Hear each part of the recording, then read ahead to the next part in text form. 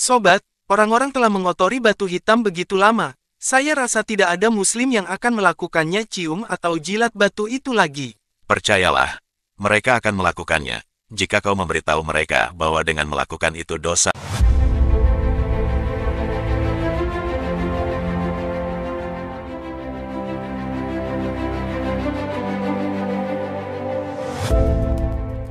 Orang-orang Karmatian adalah gerakan Syiah Ismaili yang militan yang muncul pada tahun 890 Nama kelompok ini diambil dari pendirinya, Hamdan Karmat, yang memisahkan diri dari mazhab Syiah. Kaum Karmatian menolak untuk mengakui kekuasaan Suriah atas Islam Syiah. Mereka bahkan menentang kekhalifahan Fatimiyah dan Abbasiyah. Pada awal abad ke-10 Masehi, mereka telah memegang kekuasaan di Al-Hasa dan telah berpengaruh di seluruh Arab. Ketua mereka, Abu Tahir Al-Karmati, mendirikan pusat kekuasaannya di wilayah yang sekarang dikenal sebagai Bahrain. Aku menentang kekhalifahan Fatimiyah dan Abbasiyah. Aku akan menyerang kota mereka yang paling religius, Mekah. Ritual haji di Mekah tidak lain hanyalah tindakan tahayul. Aku akan menunjuk Imam Mahdi untuk menunjukkan akhir dari Islam, dan datangnya era baru di bawah kepemimpinanku. Orang-orang Karmat biasa menyerang karavan yang melintasi wilayah mereka. Pada awal abad ke-10, mereka menjadi ancaman besar bagi kafilah haji yang berangkat dari Baghdad ke Mekah.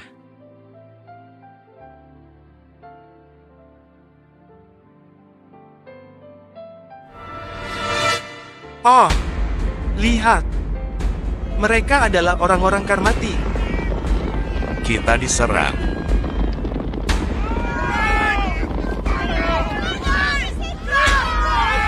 Serahkan hartamu.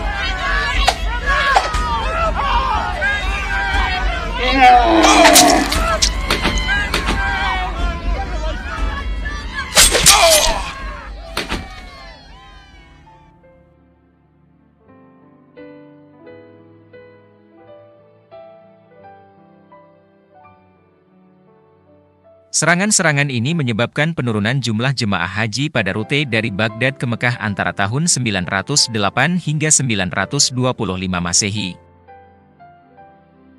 Pada tahun 930 Masehi, kaum Karmati datang ke Mekah pada hari pertama musim haji.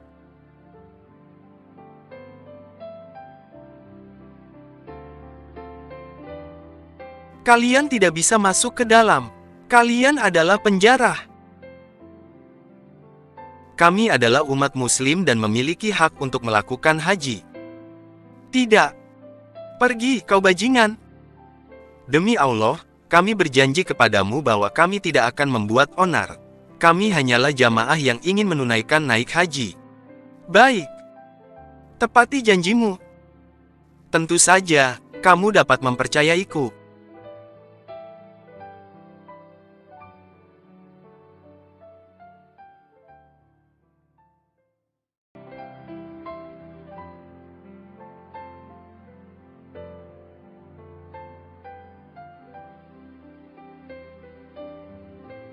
Saat itu, jamaah sedang melakukan tawaf atau mengelilingi Ka'bah.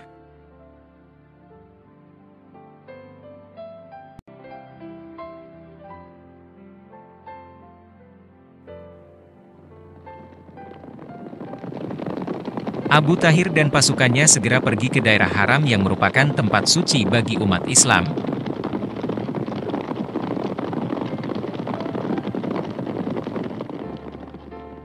Tanpa peringatan apapun, mereka mulai membunuh para peziarah.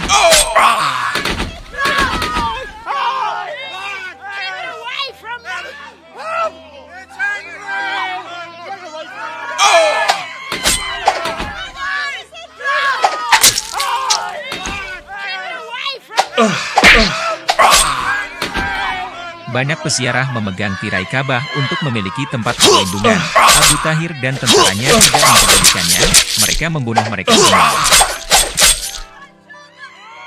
Allah ada di surga, dan masakan rumahnya ada di bumi.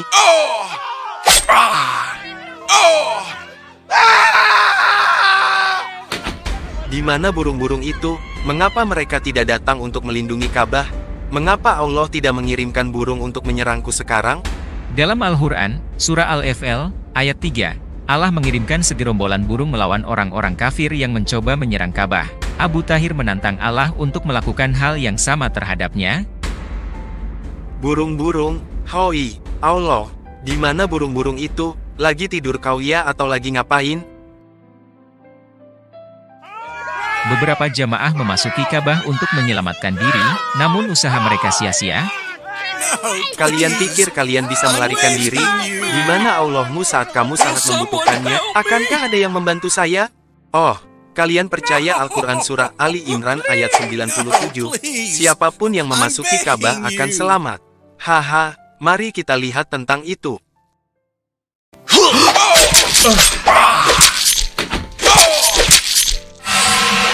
Jumlah korban pembantaian mencapai 30.000 jiwa.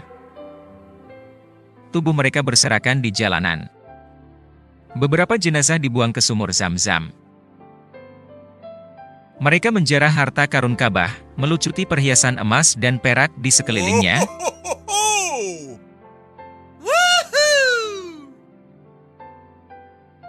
Abu Tahir menghancurkan dinding Ka'bah untuk mengambil batu hitam darinya.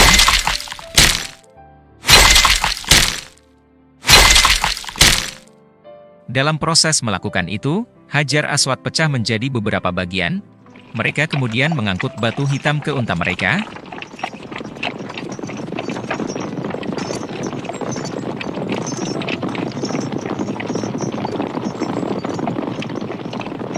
Abu Tahir membawa Hajar Aswad dan barang jarahan dari Ka'bah ke Al-Hasa, ibu kota Karmatia di Bahrain. Burung-burung itu akhirnya tiba, tapi tidak untuk membantu para peziarah. Dalam Al-Quran Surat Al-Fil ayat 3, Allah mengirimkan sekawanan burung dengan batu untuk melempari orang-orang kafir yang menyerang Ka'bah. Pada saat cerita ini diceritakan, Ka'bah adalah pusat pemujaan kaum kafir Quraisy. Setelah Muhammad mengubah Ka'bah menjadi pusat ibadah Islam, Allah tidak mengirimkan apapun untuk melindunginya dan membiarkan Abu Tahir menguasainya, bahkan mencuri Hajar Aswad. Kesimpulannya adalah cerita dalam surah Al-Fil ayat 3. Ini dibuat-buat atau Allah itu tidak ada? Karena perbuatan mereka, orang-orang Karmati tidak bisa lagi mengaku sebagai Muslim. Untuk mencari jalan pembenaran, mereka menyatakan bahwa Imam Mahdi telah datang dan era Islam telah berakhir. Kita diserang, kita bisa menunjuk seseorang untuk menjadi Imam Mahdi. Siapa? Bagaimana dengan pemuda Persia itu? Saya pikir dia mudah dikendalikan. Oke, mari kita bicara dengannya. Para pemimpin Karmati menunjuk seorang pemuda Persia sebagai Imam Mahdi.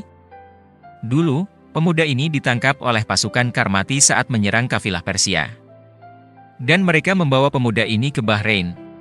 Menurut dokter pribadi Abu Tahir yang kemudian membelot dan melarikan diri ke Baghdad, pemuda ini berusia sekitar 20 tahun, dan dia mengenakan sorban kuning, menurut gaya Persia, jubah kuning, dan ikat pinggang, dan dia suka menunggang kuda abu-abu. Namanya Abu al-Fadl, penganut Zoroastria. Setelah mengangkat Imam Mahdi yang baru, Abu Tahir dan para pengikutnya melakukan penistaan yang lebih parah.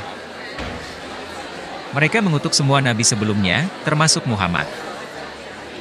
Kamu telah dibodohi oleh semua nabi, termasuk Muhammad. Ya, Muhammad adalah nabi palsu yang paling jelas. Kita harus membakar wahyu palsu dari nabi palsu. Mereka membakar dan menodai salinan Al-Quran. Mereka menempatkan batu hitam di jamban, sehingga mereka dapat mengotori batu suci terus-menerus.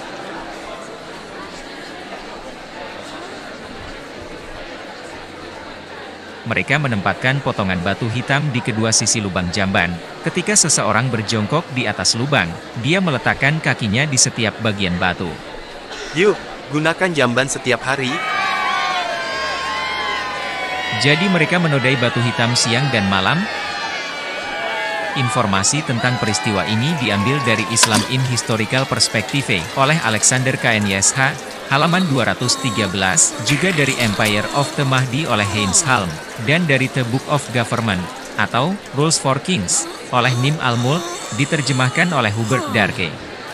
Nizam al-Mulk mendapatkan informasi ini dari buku Ibnu Rizam berjudul Al-Rad ala Ismailiyah, yang diterjemahkan ke dalam bahasa Inggris berjudul Intellectual Interactions in the Islamic World, The Ismaili Threat.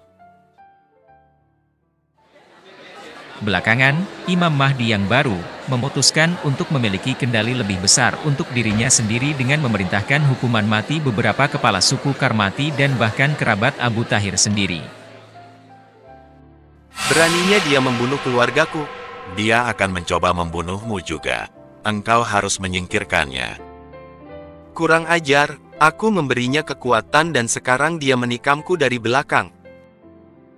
80 hari setelah dia menyatakan Abu el-Fadl sebagai Imam Mahdi, Abu Tahir memerintahkan hukuman mati untuknya. Abu Tahir melanjutkan pemerintahan negara Karmati dan sekali lagi memulai serangan terhadap peziarah yang melintasi Arab. Upaya Abbasiyah dan Fatimiyah untuk membujuknya agar mengembalikan Hajar Aswad ditolak. Dia meninggal pada tahun 944 sekitar usia 38 tahun, karena cacar. Pada 951 kepemimpinan Karmati membuat perjanjian damai dengan Abbasids. Tapi mereka tidak memberikan batu hitam itu dengan mudah. Khalifah Baghdad dari Abbasiyah harus membayar uang tebusan yang besar untuk mendapatkan batu hitam itu kembali. Setelah itu, batu hitam diambil dari jamban. Sobat, orang-orang telah mengotori batu hitam begitu lama. Saya rasa tidak ada muslim yang akan melakukannya cium atau jilat batu itu lagi. Percayalah, mereka akan melakukannya. Jika kau memberitahu mereka bahwa dengan melakukan itu dosa mereka akan hilang.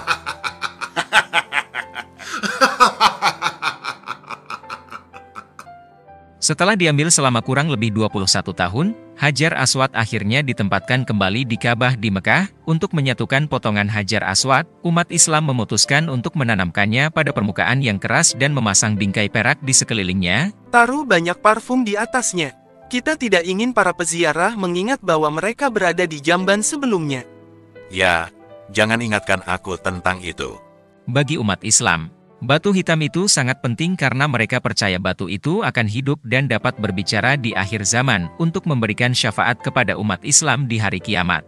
Jami, at-Tirmidzi, nomor 961, Nabi Muhammad bersabda, Allah akan membangkitkan Hajar al-Aswad pada hari kiamat dengan dua mata yang digunakannya untuk melihat dan lidah yang digunakannya untuk berbicara, bersaksi kepada siapapun yang menyentuhnya dengan benar.